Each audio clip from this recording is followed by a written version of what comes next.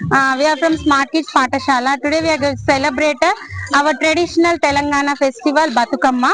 ఈ రోజు మీరు మా క్యాంపస్ చూసినట్లయితే అందమైన బతుకమ్మతో పాటు అందమైన మా స్మార్ట్ కిడ్స్ చిన్నాలు కూడా ఎంతో స్మార్ట్ గా రెడీ అయ్యి వాళ్ళ యొక్క చక్కని చిట్టి చిట్టి చేతులతో బతుకమ్మను పేర్చుకొని రావడం జరిగింది.